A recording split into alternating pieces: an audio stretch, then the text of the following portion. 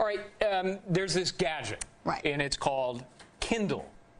It's like an iPod, but it's for books, and users download whatever they want, and they can read it off the Kindle wherever they go. It's cool. But now Amazon, the company behind the Kindle, is being sued.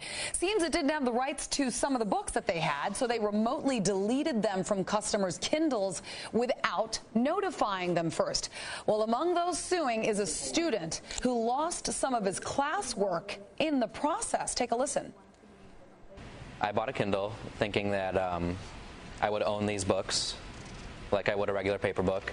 And what Amazon did proves that you don't. And I want to be involved in something that would set a precedent to move the industry forward, so that something like this couldn't happen again, and to mature the industry. How much money are you looking for? I'm not looking for money. Amazon did refund the money, by the way, and it has apologized. But did it even have the right to delete the books in the first place? Let's ask our legal panel. Paul Callan, a former prosecutor and professor at media law at Seton Hall University, and Kisha Hebbon, a defense attorney. All right, well, Paul, you, and I say this in the sweetest way, are a gadgetaire geek. Yes. I mean, he's got every gadget known to man. He's got a gadget right there. And he's got his Kindle right here. Why don't you open it up and show everybody, camera 2, what your Kindle looks like and what you use it for? Well, that's a Kindle, and basically this device will store 1,500 books, as well as ongoing subscriptions to things like the New York Times, the Wall Street Journal, the Economist, whatever you want to subscribe to. Okay, so then if you're a student and you're using that, gone are the days of the encyclopedias. Man, I wish I had that when I was in college. And let's say you're using it to put all your notes in there. You've got, you know, an exam coming up, and then all of a sudden it's gone. I mean, Amazon, do they have the right to do that? I mean, in this day and age, with this sort of modern technology, I bet there's a license agreement that says they can do it. Yes, there is, and this is probably why he gets migraine headaches from time to time, because he sits around thinking about things like this. Licensing agreements. Yes, that's exactly true. You're allowed to download a book. You buy a book from Amazon. They only charge $9 for it, by the way. You go into Barnes & Noble, you might have to pay as much as $20 for the book. Right. Or you can buy a textbook. That then gets stored in your virtual library. So if I lose this, or I buy a new device 3 years from now, I can download the book theoretically. But what Amazon did in this case was they just went and deleted the book this kid had bought. He bought 1984. So Kisha, maybe they were legally entitled to do that, but I think, as a lawyer, they shouldn't have. I agree. And you mentioned licensing agreement. Who really reads those? The license agreements are, well, the average consumer probably doesn't read the license agreement. And I took a look at it being a lawyer. I looked at it, and it says that when the consumer purchases a book, they have the right to permanently own it. So their licensing agreement, to me, it sounds like a breach of contract.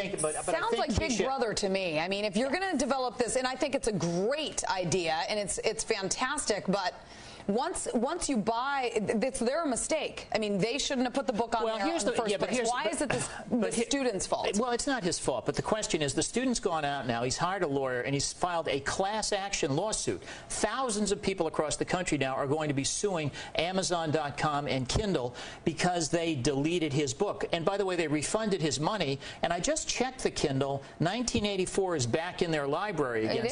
So they must have negotiated, they must have made a mistake negotiating rights, and now they've renegotiated And they can't get back that info? I mean, that's gone? The problem with the student, Paul, is that his notes, he had notes in there for his homework assignment. So it's not just about the book that was deleted, but his notes were there. And if they would have gave a proper warning, maybe he could have backed the notes up. That's a good point, but let me just explain something about the Kindle with respect to the notes. When you're reading a book, you can annotate it, put notes in the margins, and then that gets saved on the computer.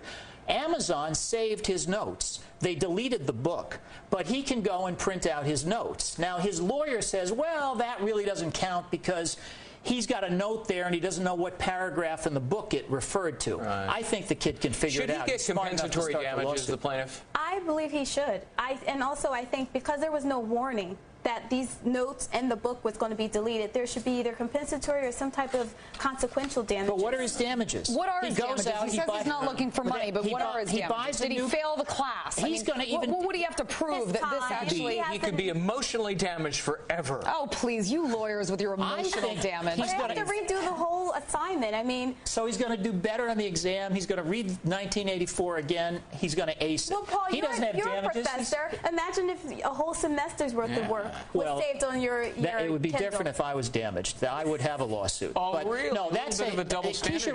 Kisha raises a legitimate point. If, as a professor, for instance, I did all my planning on the Kindle and it got wiped out, I'd be pretty angry about that, but I will guarantee you, getting back to Greg's point, the licensing agreement that I signed doesn't guarantee me the right to consequential damages. All right. So, the picture. Oh, yes.